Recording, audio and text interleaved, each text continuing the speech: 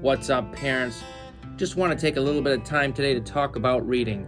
Here at Fox, we've been working really hard with our teachers and students in using the best practices and strategies in reading, and we want to talk about some myths that have come up and people hear with reading. The first myth we want to talk about is learning to read as a natural process.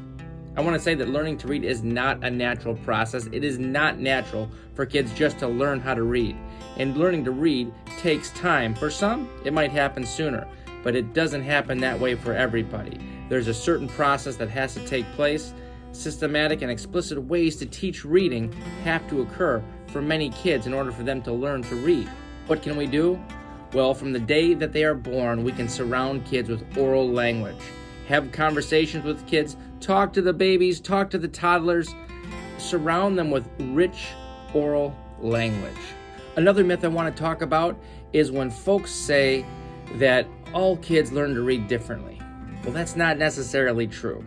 You see, there's a systematic and explicit way that helps kids learn to read. They say our brains have a rewiring process that happens the same. Some kids need more explicit instruction in reading.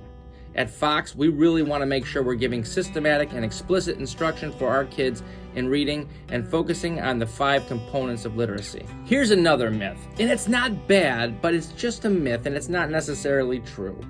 Here it is. Reading to children teaches them to read. While reading to your kids is a great thing, it doesn't teach them to read. It does give them good modeling. It does model for them what good reading looks like, but reading to your kids doesn't necessarily teach them to read. Reading to our kids will teach them about books. It'll help them with vocabulary when they hear you say different words and you talk about what those words mean, but our kids need explicit instruction in letters and sounds and letter-sound correspondence. Here's a myth that you might have heard before. If your kid comes to a word that they don't know, just look at the pictures or guess, see what makes sense.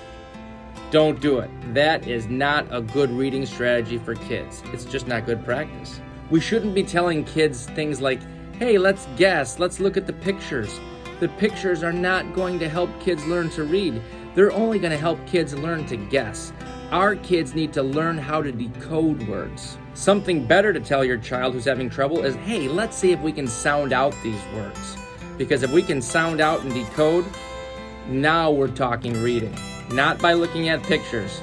The last thing I'll say is if you're looking for some special books for your kids and they struggle with reading, instead of getting leveled books, see if you can find decodable books. Decodable books are definitely going to help them with their phonics skills much better than a leveled text would.